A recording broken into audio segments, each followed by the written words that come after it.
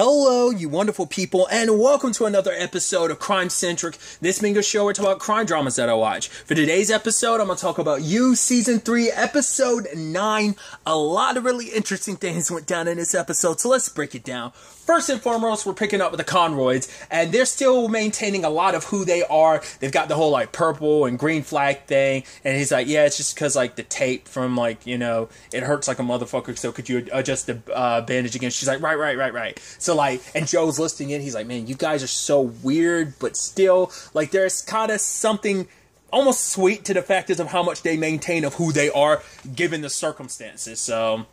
Obviously, you have Joe. Let's focus on Joe's side of things. As Joe's cleaning up the crime scene, he finds a gun from Carrie, and I love that he's like, wow, they brought a gun to our house. Things could have gone a lot worse. Then he starts deciding, right, so what does he do with the gun? Does he keep it? Well, if he takes it, most likely touching it, it will get used. But then he's like, well, if I leave it somewhere else, most likely someone will, that whole thing he was referencing where it's like, yeah, it might end up getting used against me, so he keeps it.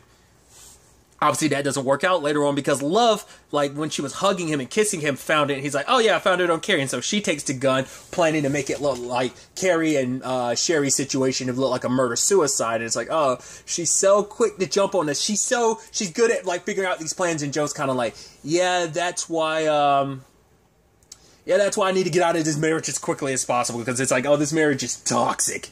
Because I even love later on, he's like, at one point, he's like, Beck was a girl and Love is, I don't remember what he was reference to her being, but obviously Love is who she is. She wasn't who he thought she was. So, and now she's a little too okay with all this crime stuff. Yes, it affects her, but at the same time, it's just as long as she kind of gets what she wants in the end, she's willing to go as far as necessary, which Joe is too. But once again, that's why I'm still Joe tries to be better, and I think Love does too, but it's just hypocritical that Joe's just able to recognize her flaws. So even later, he's like, yeah, Love, she's so crazy and impulsive. It's the argument could be said about you. The fact is you're quickly jumping on this opportunity oh, how do you help Marion? You by making Ryan disappear. Because especially because he hears later on as he's trying to clean up the crime scene, he gets Dante to look after Henry while he goes and tracks down Marion. Because Marion's kind of near the edge. She's like, right, Dante told you where I was. You're worried I'm going to jump off the bridge. Well, I'm not. I just like to count the wrinkles in the plastic bag to the alcohol she bought. And so, obviously, she's just saying, it's her fault. She shouldn't have taken it to court because Ryan won the custody thing, and he's going to take his daughter to their daughter to New Jersey, and he's got a good job. It's all going to line up perfectly. Ryan's going to get what he wants. But then... So she kind of feels like she doesn't deserve anything good just because of, any mistakes that she's made in the past. They have to, that she's not a good person. And Joe's like, I killed someone. I was like, yo, where's this going? And he references, right, he was hurting my mom, but my mom, left me. That's how I ended up in the system.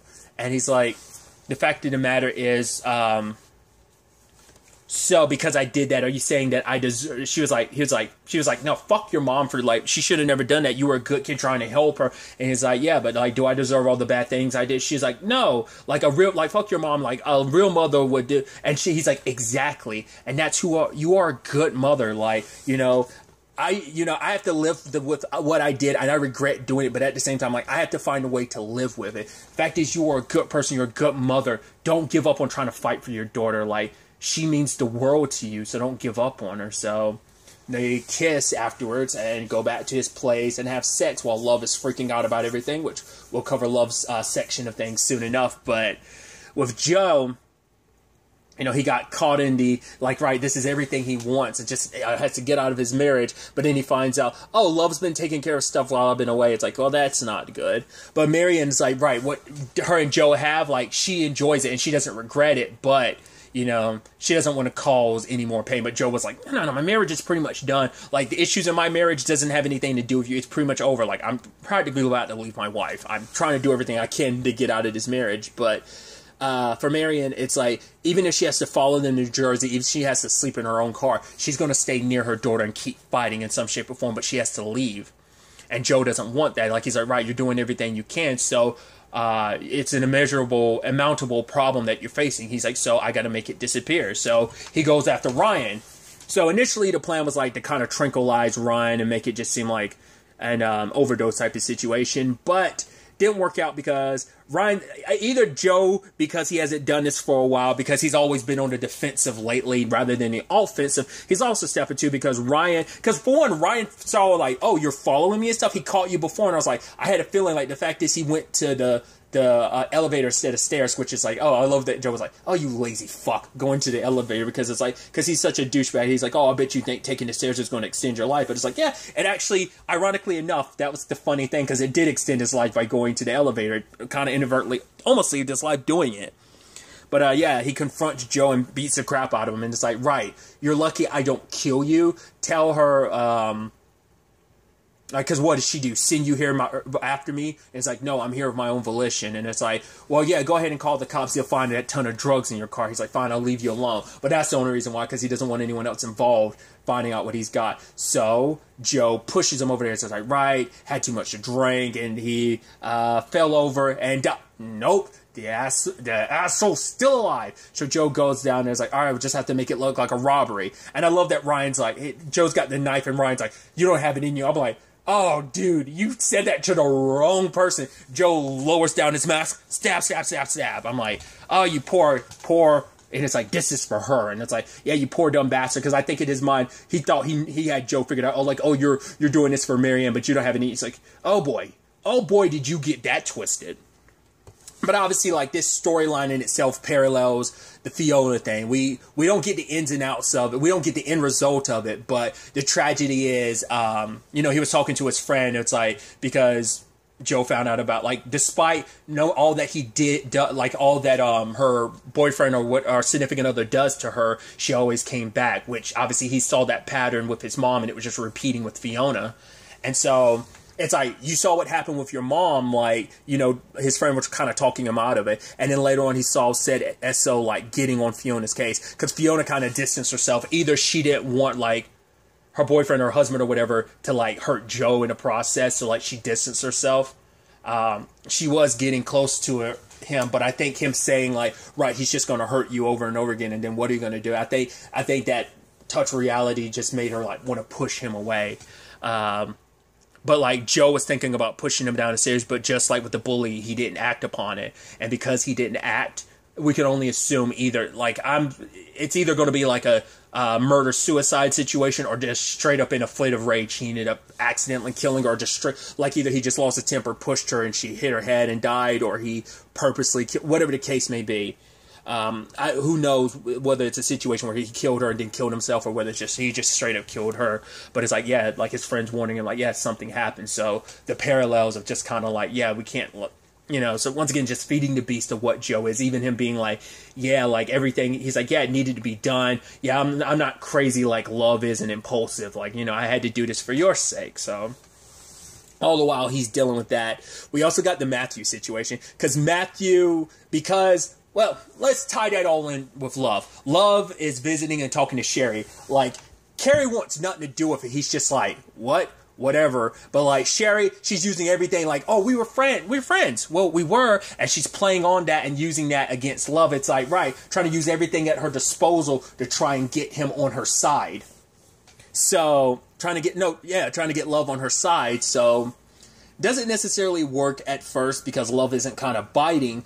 But it does turn into a situation of, like, at moment they do kind of get caught up in everything. It's like, right, you need an introduction level. You're trying to get Henry, like, you only have one shot at this. And it's like, I always knew you were carrying a secret, but, I never knew it was going to be something like this.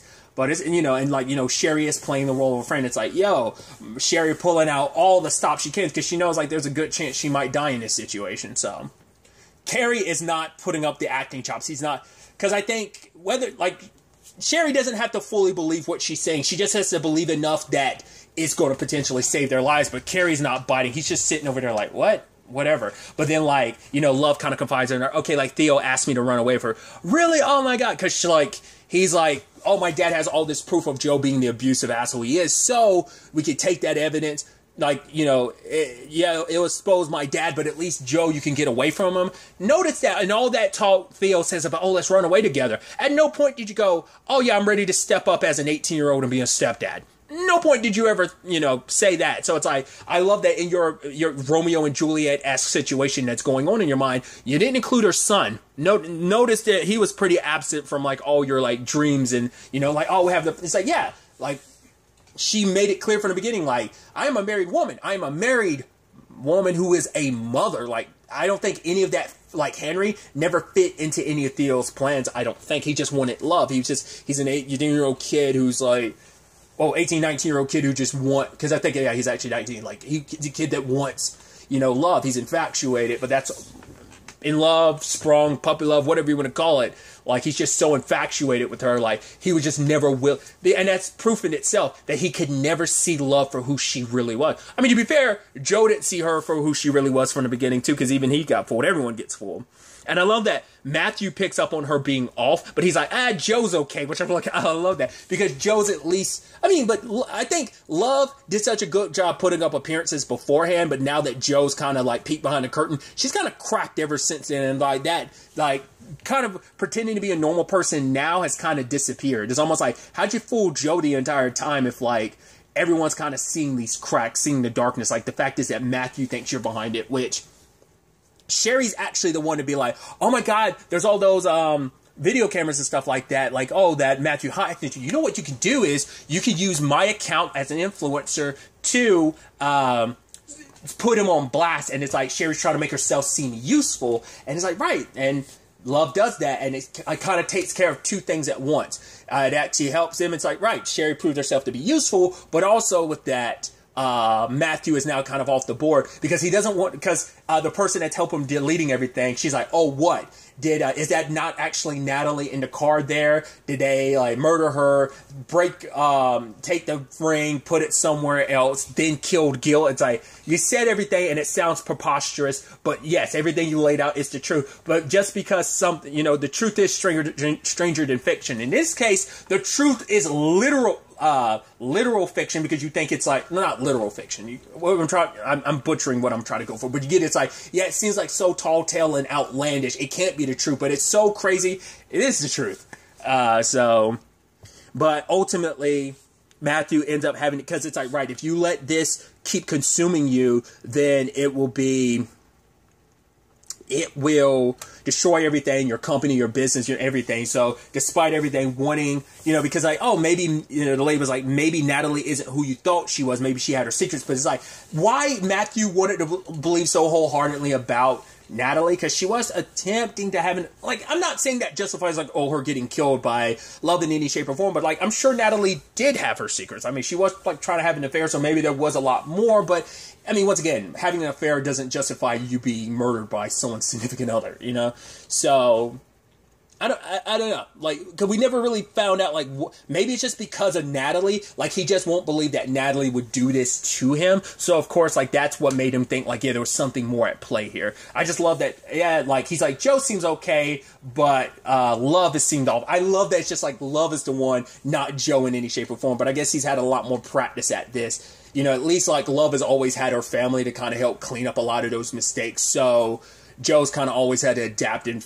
like, fake it till he makes it on his own. So I guess that's kind of a little bit of the difference between Joe and Love. So, but that worked out because Matthew ended up deleting it. Granted, Theo already got what he needed from the footage because he needed to make everything. It's like, right, I got to throw, like, everything at Joe so that Joe takes a fall for just at least being presented as an abusive douchebag, so I can take Love away and we can run off together. So he got what he needed, and he plays it over and over again. And because his dad didn't think about the camera angle, because Theo did, that he sees in just enough of a frame to see that it's Joe. Like when Joe put Natalie's body in the back trunk and then got in the front. Yes, like, maybe if he would, but, like, he didn't dress up like Natalie until he got in the car. For a long time, that worked out for him, but sadly, Theo flicked off that particular camera, and it came to his mind, like, oh, right, look at it from a different angle. If it wasn't for Theo, like, examining things, which I figured it was going to come down to that. I figured his dad would never see it, but Theo would catch, just because of that. So, Love came back. She was just, like, going to, like, be on her merry way with stuff. Like, she was going to replace stuff for Carrie and stuff like that. Carrie and Sherry, but then Sherry slipped up being like, right, it's Joe's fault for having sex with Natalie. You wouldn't have had to kill her if it wasn't for Joe. Like, yeah, it's not your fault that your marriage, you were, getting married in the first place and it not working out. And Love, hearing that, pissed her off because that same insecurities, those same issues presented themselves with, like, her mom said that same thing. So hearing Sherry say that, like, Sherry made a mistake and pissed her off. And even Carrie was like, shut up. Too late. Love is like, here's a gun. It's like, what are you going to do with that, Love? It's like, oh, no, I'm not going to shoot you or anything. One of you, whoever shoots the other and kills the other one, gets to go home. And it's like, and they walk away. And she walks away, and they're like, none of them are like, no, none of us are doing this. But then Love's going to try and look for Joe. But then she's like, no. And then she leaves. So I guess, like, rather than texting him, she, like, was going to go try and find him herself. So, all the while, now it's the back and forth between Carrie and Sherry because she's like, yeah, there's no argument. We shouldn't have to have an argument about me being the one to get out. And then, like, I love that Carrie's like, why should there be an argument about you getting out? And she's like, who's the, I forgot what the term she used. She's like, Geo something. Like, who's our children's, Geo, whatever. And he's like, Monica. Monica's the math teacher. There's no set. Who would have a Geo, blah, blah, blah teacher, Carrie? It's like, I'm the mother. I should be the one to stay behind. And it's like, and just, you had Carrie being like, screw it. He gets the gun and points it towards the door and everything. I was like, oh, this is going to backfire. It's going to ricochet. And lo and behold, it ricochet and hits Sherry's ear. And she's like, you shot me. And he's like, let me just put pressure on it. She picks up the gun. I'm like, oh, this is about to go sideways. But at the same time, Theo found his way to Love's bakery. You're like, oh boy, this is about to go super sideways. And it's almost about to play out a little similarly to Candace bringing Love down there to see Joe locked up, but Candace not knowing Love to be who she is. So she didn't see that coming when that slice of the throat. But, yeah, it's like, he was about to leave until he heard the gunshot go off, but he finds them and it's like, okay, whoa, Joe, he's the one that did all this. And they're like, no, it was Love. They even admit, like, Joe didn't kill Natalie. It was all her. Like, Love isn't innocent in all this. She's having, because he's like, no, you don't understand what she's done. It's like, no, you don't be an idiot. Theo, get us out of here. She's responsible. She could be back any minute. And in that moment, everything comes crashing down, but he's still the boy that he is. He's madly in love with her. So he didn't see that Love car pulled up because he was looking for the key. And Love contacts Dante like, oh, if I can't find Joe, I'll call you back in a second. It's like, where the hell is Joe at? Off busy with the Ryan situation, helping everything out with Marion. So that got settled. We'll see how that plays out. But the moment Love comes through the door, lo and behold, there's Theo. She's like, oh, what are you doing? He's like, oh, hey, he scared me. She's like, is that a key? And it's like, I didn't believe anything they said about you. It's like the comrade said about it. He's like, what did they tell you? It's like, about the whole Natalie thing. And it's like, all right. He's like, I know it was Joe. I've got footage of it. It's like, okay, you need to leave and you can never come back. And she's like, promise me, Theo, that you will never come. He's like, no, but come with me. She's like, I can't. I have to protect my family. I have to stay here for my family. So she's like, Theo, please, because she cares very deeply for him. It's very, it's always been the dynamic of like, yeah, they're having sex and stuff like that, but there are parallels between Theo and 40. Like, she sees that. She felt that with him. And it's like, it's going to be okay. So Theo was about to leave. She's like, no, give me the key. She's like, don't worry. I'm going to let them go as soon as you leave. And he's like, yeah, I believe you. I know you will. Goodbye, Love. And then she's like, Theo, wait. Bashes him in the head with a fire extinguisher. She's probably hoping just to knock him out to figure things out, but he hits the wall, goes stumbling down the stairs, and there's a lot of blood. Probably not, this ain't a Gil got knocked out thing. This ain't a, Sherry and Carrie are knocked out thing. This is a, Delilah, this is a Candace situation of like, oh, no. This is a Natalie situation also of, oh, crap, he's dead. He's dead. Interestingly enough, it's like she's potentially racking up the bodies depending on how this whole situation plays out with Carrie and Sherry, whether she ultimately ends up killing them. But also it's like, well, there is the complication of like, Joe's only killed one person this season, which, I mean, I guess you can make the argument. That's progress, I guess that kind of, that speaks volumes. But, yeah. Everything is not good. So with the way things are, having not seen the season finale yet, having this being the only thing I've seen so far, I'm still leaning towards my worry in my gut, like, I hope it doesn't come down to this, but I get the feeling Joe is going to kill Love. Now, whether he's going to stay away from Marion because it isn't going to work out, he's just trying to make sure she's okay with with her daughter and trying to keep love at bay. I don't know. I don't know how this is going to work out. I'm curious to see what happens with Carrie and Sherry. I think maybe Joe's going to leave Love to take the fall for everything. I don't know, because also the thing is, regardless of everything, it's like you didn't kill her because she was pregnant with your child. But at the end of the day, despite everything, she is the mother of your child. But I think in his mind, it's like, right, you're going to cause more harm than good to our child. So I would be saving our child from you. But at the same time, you know, because if he does something to Love, he'll probably think of like all the abusive men in his, like with his mom or Fiona.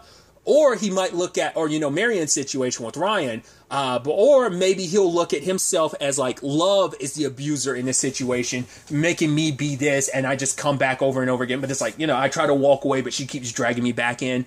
I don't know.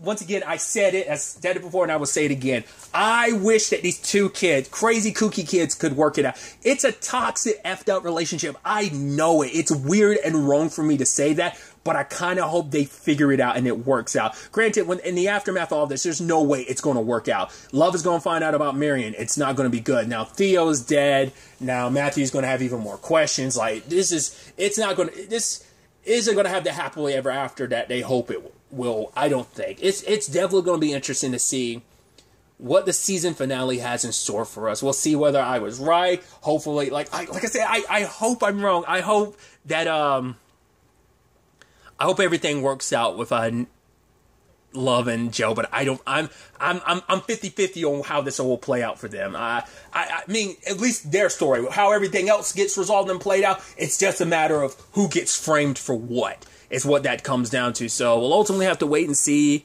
where the season finale takes us with all of it. But really, that's all I want to talk about. To the next time we meet, be happy, be safe, live life to the fullest, and enjoy it. Good day and goodbye.